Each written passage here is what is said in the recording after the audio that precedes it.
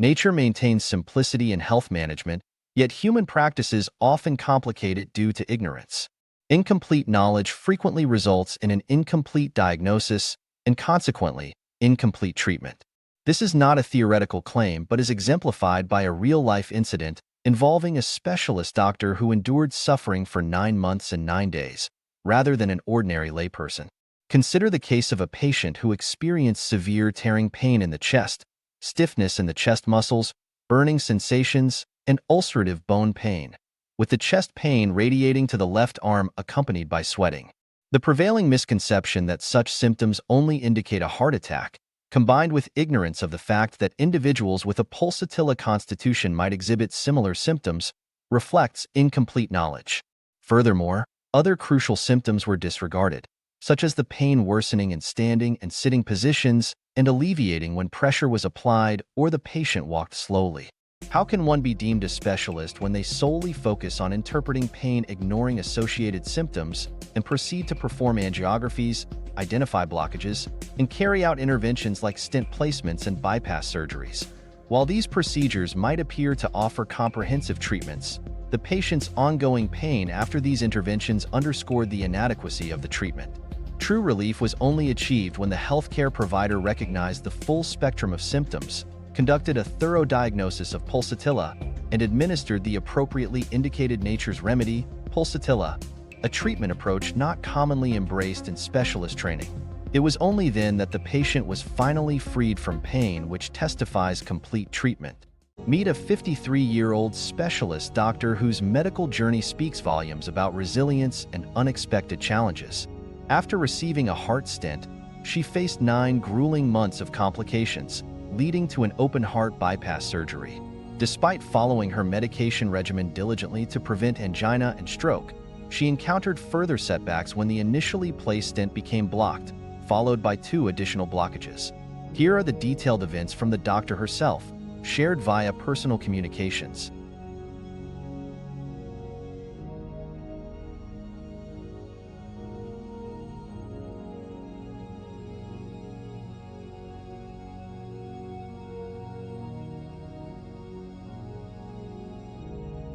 On November 20th, 2022, she experienced chest pain and was rushed to the hospital. During an on-the-spot angiogram, her family was asked to give consent for a stenting procedure due to a detected blockage in a blood vessel. Medications to prevent angina and stroke were prescribed thereafter. On December 5th, she reported mild chest pain on the left side, which a cardiologist advised ignoring. Experiencing recurring chest pain, she consulted an orthopedic surgeon on March 3, 2023, who diagnosed her with cervical spondylitis and treated her accordingly. On April 23, 2023, she again felt chest pain on her left side and left arm. After consulting a cardiologist, both an ECG and a troponin test were conducted. Results were normal, and the pain was deemed not heart-related. The cardiologist and orthopedic surgeon both concluded the pain was outside their specialties, leaving the patient puzzled about the true source of her symptoms. Persistent pain continued through May and June. Returning to the hospital where the stent had been placed, she was advised to undergo another angiogram. This revealed that the previously placed stent, inserted just 7 months earlier, had become blocked, and 2 additional blockages had formed. 2 months after being told by a cardiologist that her chest pain was not heart-related, she was perplexed as to why the stent had become blocked so quickly despite adhering to medications intended to prevent such blockages and taking all dietary precautions. With no alternatives left, she consented to a coronary artery bypass graft, CABG, during which grafts were placed at 3 locations on June 28, 2023. Post-surgery, she experienced no relief from the chest pain, and additional pain emerged in the leg from which the graft was harvested. When she reported this to her cardiologist, he explained that such pain could persist for 3 to 6 months and that she would have to endure it, noting that 1 in 100,000 people might experience such pain, potentially due to genetic factors. However, it was related to her constitution, which modern specialists often fail to comprehend. She endured 6 weeks of this pain, leading to sleepless nights. In a desperate situation, she sought emergency consultation on August 11, 2023 late in the evening around 9 p.m. She remembered the previous treatment for her elbow pain in 2022. The constitutional homeopathic remedy, pulsatilla, was prescribed at 10 p.m. on August 11th based on symptoms, which she took immediately. By the morning of August 12, 2023, she messaged on WhatsApp, expressing relief from the pain that had troubled her for 9 months and 9 days. Despite the stent placement, open-heart surgery, and numerous specialist-prescribed medications, none of these approaches had addressed the simple symptoms she exhibited, a testament to the disconnect between modern medicine and understanding the patient's constitution. This case illustrates how various symptoms can point to a singular, nature-prescribed remedy and how just 2 drops of this medicine effectively resolved her issues. This raises questions about the advancements we celebrate in medicine and whether they hold value if we neglect the natural ways intended for healing. The essence of nature's simplicity becomes evident when one understands how it links multiple symptoms to a single remedy for convenience and to avoid complexity. This connection of all her symptoms to one remedy illustrates nature's generosity in simplifying things. In contrast, humans often complicate matters. In her case, by focusing solely on the pain and overlooking other associated symptoms that indicated her curative remedy, leading to incomplete diagnoses and treatments. Analyzing her symptoms, which included 1. Tearing chest pain, 2. Stiffness in chest muscles, 3. Burning bone pain, 4. Ulcerative pain in bones as if the bones are non-adherent, 5. Chest pain radiating to the left arm, 6. Chest pain accompanied by sweating, and 7. Chest pain that intensifies in the morning, when standing and sitting, but lessens with pressure and slow walking, all point to a single remedy, pulsatilla. This is supported by literature in these images which showcases nature's simplicity. Ignoring these symptoms and complicating the issue is a human tendency. Interestingly, tearing pain and stiffness in the chest muscles are not typically associated with heart attacks, and it is unusual for heart attack pain to be alleviated by applying pressure to the arm.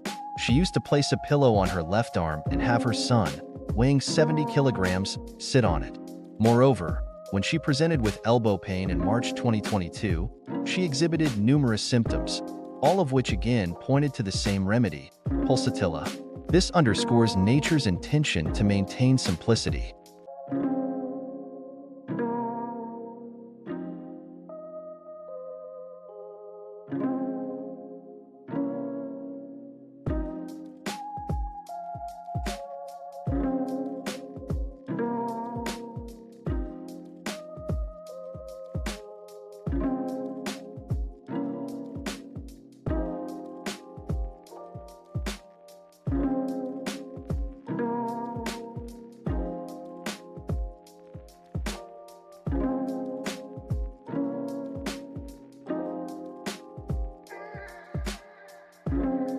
Consider the global scale of such misdiagnosis.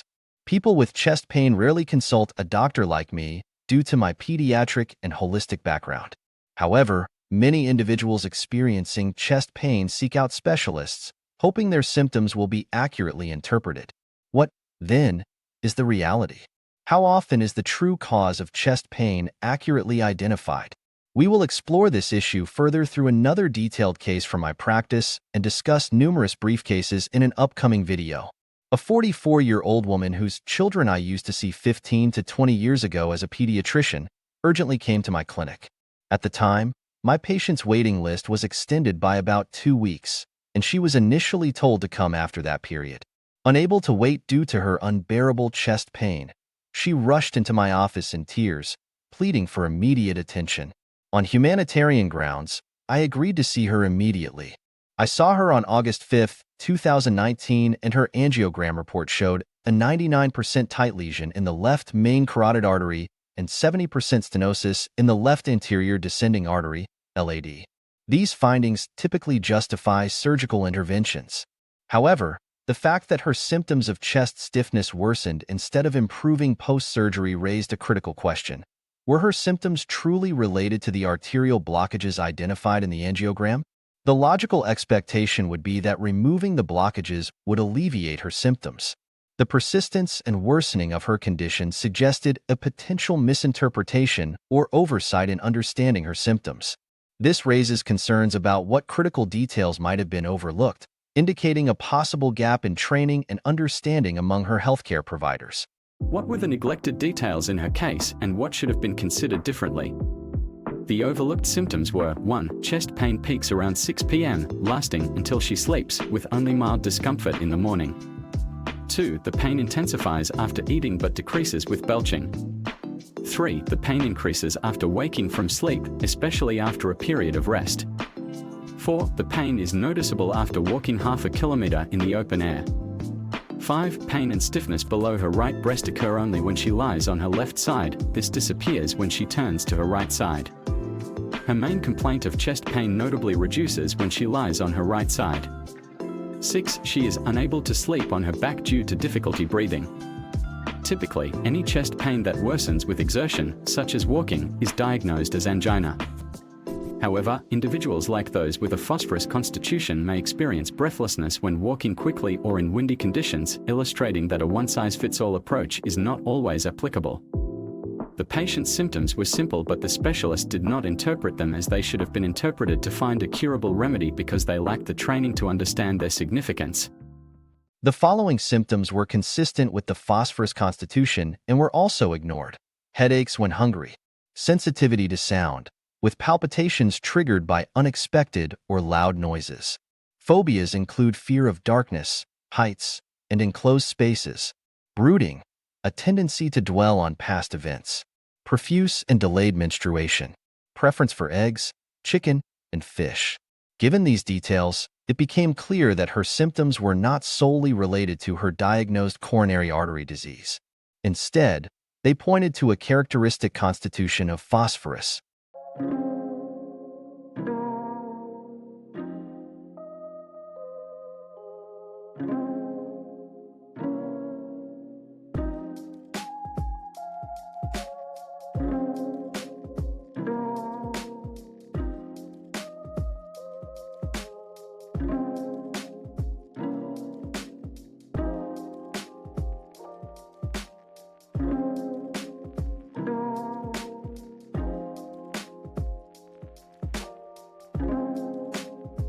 On August 5th, 2 drops of the constitutional remedy phosphorus were administered, based on these unmistakable symptoms. The next morning, she reported a dramatic 90% reduction in her chest stiffness that had troubled her for the previous 18 months. After that, she experienced only brief, quickly subsiding attacks. As of 2024, she remains free of her complaints. This case highlights the significance of doctors possessing not only technical expertise, but also the capability to interpret patient symptoms comprehensively, particularly related to constitution. In upcoming videos on the Try-Incurable channel, numerous instances of chest pain related to constitution and cured by the same constitutional remedies will be examined. These examples underscore the importance of adopting a broader perspective in medical diagnosis and treatment. Stay tuned for more insights on how a nuanced understanding of patient symptoms can result in more effective and appropriate treatments.